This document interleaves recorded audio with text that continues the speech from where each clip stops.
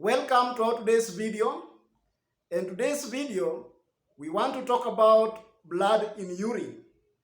And therefore, we want to have a look at the causes of blood in urine. Now, before that, what do you understand by blood in urine? So medically, blood in urine refers to hematuria. So hematuria is the medical term which means blood in urine. So sometimes blood in urine can be very scary. And it can also point out a very serious underlying illness. Now, blood in urine can either appear as pink in color, red, it can be Coca-Cola colored, or even tea in appearance. There are two types of blood in urine, or two types of hematuria, if you may like. The first one is called gross hematuria, which is sometimes referred to as macroscopic hematuria. Macro means it can be seen by naked eye. The second type of hematuria, or blood in urine, is called the microscopic hematuria. And micro means it can only be seen by the aid of a microscope. Now, those are the two broad types of blood in urine. What are the causes of blood in urine? Now, there are several types or several categories of causes of blood in urine. Now, which ones are they? Let's have a look at them one by one. The first cause of blood in urine is infection. And under infection, it can either be local infection or systemic infection. So under local infection, we have the common one, or the most common one, referred to as the UTI, or urinary tract infection. And of course, there are also two types of urinary tract infection. We have the upper urinary tract infection, or the upper UTI, and this is the infection of sections of the urinary tract, for example, the kidneys, the ureters, and even the glomerulus. Number two, we have the lower urinary tract infection, and this involves the infection or infections of the bladder, infections of the ureters, and of course the infection of the urethra.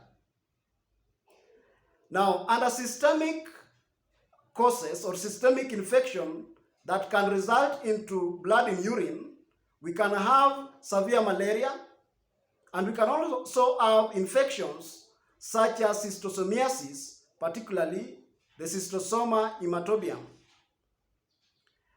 The second category of the causes of blood in urine is what we call the bladder stroke kidney stones. So we can have stones of the kidney or crystals of the kidneys or those of the bladder. And this is also a very common condition. The third cause of blood in urine is called the enlarged prostate, what is commonly referred to as BPH. So benign prostate enlargement can result into blood in urine. The next cause of blood in urine is the kidney diseases, and under kidney diseases there are several.